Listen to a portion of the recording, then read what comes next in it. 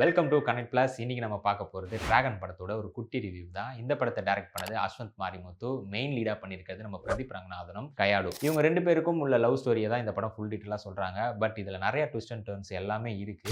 அது மட்டும் இல்லாம இந்த படம் ரிலீஸ் ஆகும்போது டான் படத்தோட கம்பேர் பண்ணி நிறைய ட்ரோல்ஸ் எல்லாமே வந்துச்சு. டான் படமும் டிராகன் படமும் ஒண்ணா அப்படின்ற ஒரு டிபேட் குள்ள போனோம்னா அந்த படத்தை பார்த்தவங்களுக்கு என்னென்ன ரீசன்னால இது அப்படி சொல்றாங்க அப்படின்றது புரியும். ஸோ அதுக்குள்ள இப்போ நம்ம டீட்டெயிலா போக தேவையில்ல. இதுல முக்கியமா நம்ம சொல்ல வேண்டிய விஷயம் என்னன்னா பிரதீப் ரங்கநாதனுடைய ஆக்டிங். ஏன்னா ஹீரோவா அவரு 2வதா பண்ற படம் இந்த டிராகன் படம். அதுவும் இல்லாம அஸ்வந்த் மாரிமுத்து டைரக்ட் பண்ற 2வது படம். ஸோ 2 பேருக்குமே 2வது படமா இது இருக்கிறதுனால இவங்க 2 பேருமே காலேஜ் டைம்ல இருந்து ஒண்ணா பழகுனனால ஸோ இவங்க 2 பேர் காம்போல இந்த படம் எப்படி இருக்கும் அப்படின்ற ஒரு எக்ஸ்பெக்டேஷன் நிறைய பேருக்கு இருந்துச்சு. அதுவும் இல்லாம யூடியூப்ல ஸ்டாரா இருக்க நிறைய பேரு இப்ப படத்துல போயிட்டு இருக்காங்க. அந்த வரிசையில நம்ம விஜய் சித்து அண்ட் ஹர்ஷத் இவங்க 2 பேருமே ஆன் ஸ்கிரீன்ல பார்க்கும்போது தியேட்டர்ல வேற லெவல்ல ரெஸ்பான்ஸ் இருந்துச்சு.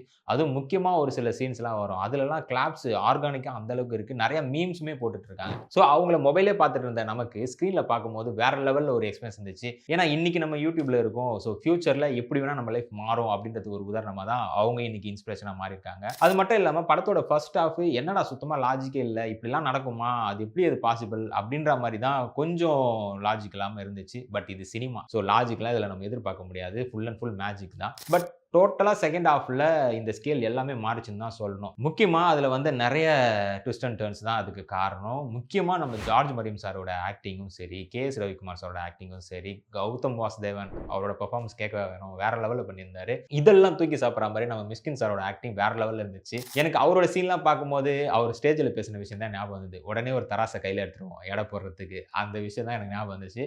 பட் அவரு ஸ்டேஜ்ல எப்படி இருக்காரோ, அத விட பெட்டரா நம்ம ஸ்க்ரீன்ல பார்த்தோம் அப்படின்னு சொல்லலாம். ஏன்னா தியேட்டர்ல ஃபுல் அண்ட் ஃபுல் வந்து கிளாப்ஸ் அண்ட் லாஃப் சவுண்ட் ஃபுல்லாவே இருந்துச்சு. ஸோ படம் ஓவரால் என்டர்டெயின்மென்ட் படமா கேட்டீங்கன்னா, கண்டிப்பா இது என்டர்டெயின்மென்ட்டான படம். ஓவரால் இந்த படத்துல அவங்க சொல்ல வர மெசேஜா நான் எடுத்துக்கிட்டது என்னன்னா, எந்த ஒரு சூழ்நிலையும் யாரையும் நம்ம ஏமாத்திறக்கூடாது. நம்ம பண்ற ஒரு விஷயம் இன்னொருத்தர காயமும் படுத்திறக்கூடாது. அப்படின்ற ஒரு மெசேஜ தான் அவங்க சொல்லியிருக்காங்கன்றத நான் எடுத்துக்கிறேன். ஸோ இந்த படத்த பார்த்து உங்களோட எக்ஸ்பீரியன்ஸ் என்னன்றத கீழ கமெண்ட் பண்ணுங்க. முக்கியமா உங்க ஃபிரெண்ட்ஸோட இந்த படத்த போய் பாருங்க. கண்டிப்பா என்ஜாய் பண்ணுவீங்க. Thank you.